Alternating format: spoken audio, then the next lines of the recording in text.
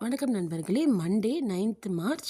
ஸ்கூலுக்கு லேட்டானனால என்னோட பசங்களோட லஞ்ச் பாக்ஸ் வீடியோ எடுக்க முடியலை. இது எங்களோட லஞ்ச் தான். தக்காளி சாதம். தக்காளி சாதம் செய்யும்போது ஒரு குறிப்பு, 1:3ங்கிற ரேஷியோவில் தக்காளி வெங்காயம் போடணும். ஃபார் எக்ஸாம்பிள் 2 பேருக்கு 1 வெங்காயம்னா 3 தக்காளி போடணும். அப்புறம் அவிச்ச முட்டை, உருளைக்கிழங்கு ஃப்ரை. தக்காளி சாதம் பிரிஞ்சிக்கெல்லாம் இந்த உருளைக்கிழங்கு ஃப்ரை ரொம்ப டேஸ்ட்டாக இருக்கும். அப்புறம் தயிர் பச்சடி.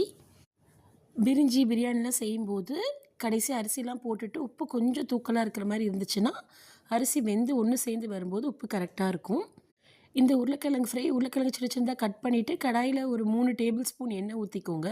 கடுகு ஜீரகம் தாளிச்சிட்டு உருளைக்கிழங்கு போட்டுட்டு உப்பு, வெறும் மிளகாத்தூள் போட்டுட்டு அந்த எண்ணெயில் நல்லா ரோஸ்ட் ஆக விடணும். அடுப்பை லோ டு மீடியம் ஃப்ளேமில் வச்சுக்கணும். இது என்னோடய குழந்தைங்களோட ஃபேவரேட்டான ஃபுட்டு. சும்மாவே சாப்பிட்ருவாங்க. இன்றைக்கி பசங்களுக்கு பாஸ்தாவும், குக்கும்பர், கேரட், அப்புறம் ஈவினிங் ஸ்நாக்ஸ்க்கு மேரி பிஸ்கெட் தான் கட்டுனேன்.